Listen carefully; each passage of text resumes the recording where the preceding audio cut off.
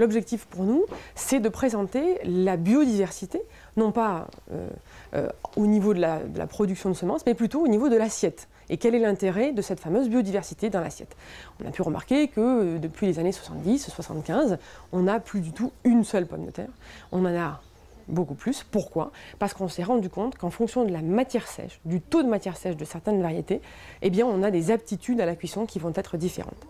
Par exemple, on a ici un essai culinaire à la vapeur, où on voit très bien ici une chair dite chair ferme, donc pauvre en matière sèche, qui va très très bien tenir à la cuisson vapeur.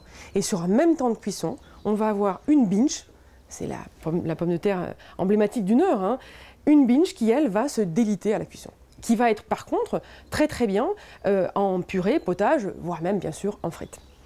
Et par contre, à l'inverse, on a ici une pomme de terre spécifique pour le chips, donc pareil, même aptitude à la fritabilité, qui va être très très bien, qui va faire des beaux chips bien blonds, et puis en parallèle, une chair ferme qui, elle, va complètement caraméliser dans une cuisson à 180 degrés dans l'huile. Donc on est bien sur, pour le même espèce, la pomme de terre, sur des qualités et des capacités à résister à la cuisson très différentes en fonction des variétés, soit en vapeur, soit en frites. C'est pour ça que sur le marché, on a finalement des variétés qui vont permettre à la ménagère de trouver la bonne variété pour la bonne destination culinaire. Donc on a des chairs fermes, c'est très franco-français, hein, des variétés qui sont bien résistantes à la vapeur. On a des variétés dites de consommation. On a ici une qui est l'Artémis, on a un peu plus loin la Louisiana, la Malou, la Binch bien sûr, l'Astérix.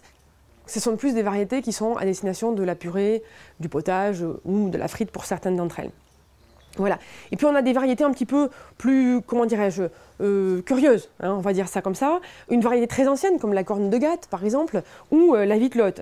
L'intérêt de la vitelotte par exemple, c'est qu'elle est beaucoup plus riche en carotène ou en polyphénol qu'une variété à chair blanche. Et puis beaucoup plus moderne, donc une variété ancienne, mais beaucoup plus moderne, on a la Bluebell. La Bluebell, c'est une variété qui a été développée, qui est beaucoup plus moderne et qui a des très jolis petits yeux roses. Tout l'intérêt, c'est de diversifier les pommes de terre qu'on mange. Manger des variétés différentes, c'est ce qui fait aussi la richesse du bol alimentaire. Voilà. Donc pour la partie marché, typiquement, on retrouve dans ce tableau où on reprend à peu près une quinzaine de variétés qui font à peu près 80% du marché, des variétés qu'on va dire à chair ferme, qui vont être vraiment adaptées à la cuisson à la eau, à la vapeur, rissolée ou sautée, et puis des variétés en opposition totale, dites chair farineuse, qui elles vont être beaucoup plus riches en matière sèche et qui vont du coup être plus adaptées à un potage, une purée ou bien sûr une frite. Voilà. Et entre les deux, on a des variétés qui sont dites à chair fondante, où là on va se retrouver sur des cuissons à l'eau type purée, four éventuellement, ou alors plutôt gratin. Voilà. On va avoir vraiment une texture plus fondante et plus agréable en bouche sur des chairs dites fondantes. Ça c'est pour la consommation courante, c'est-à-dire la pomme de terre que nous on achète en direct. Bien évidemment, on développe aussi des variétés qui vont être à destination d'autres marchés, notamment le marché de la transformation. Le marché de la transformation, il y a 4 grandes voies, on va dire. Les frites, on connaît bien, la chips, bien sûr, la purée, et puis enfin, on le voit ici, on a la pomme de terre sous vide. Et vous voyez qu'en fonction de la destination finalement des pommes de terre qui sont utilisées ou qui sont transformées, on va forcément avoir besoin d'avoir des aptitudes ou des tubercules différents.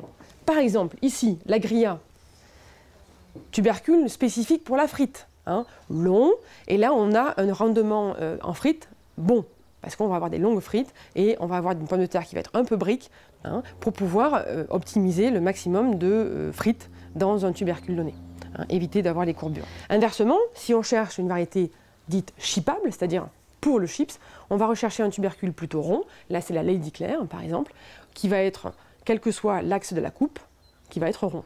Hein. Ici, si on faisait des chips, dans ce sens-là, on aurait des chips très longs, dans ce sens-là, on a des chips un peu plus courts. Ici, on est sûr qu'à peu près, on a des chips ronds de tous les côtés. On a des variétés spécifiques, dédiées, hein, à l'industrie, et puis on a enfin une toute dernière filière qu'on imagine peu ou moins bien en pomme de terre, c'est la filière féculière.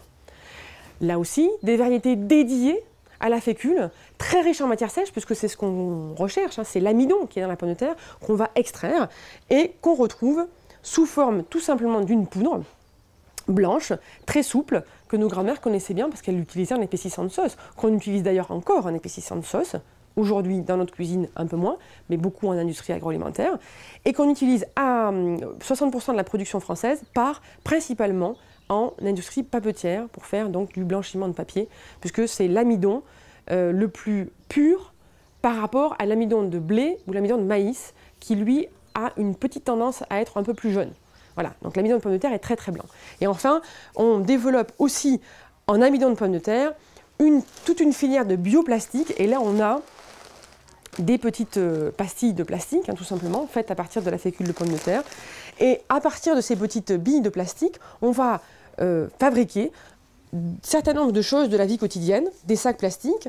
Donc on peut utiliser en application pratico-pratique des sacs plastiques, bien sûr, des sacs poubelles, qui sont décomposables dans votre compost en moins de 3 mois.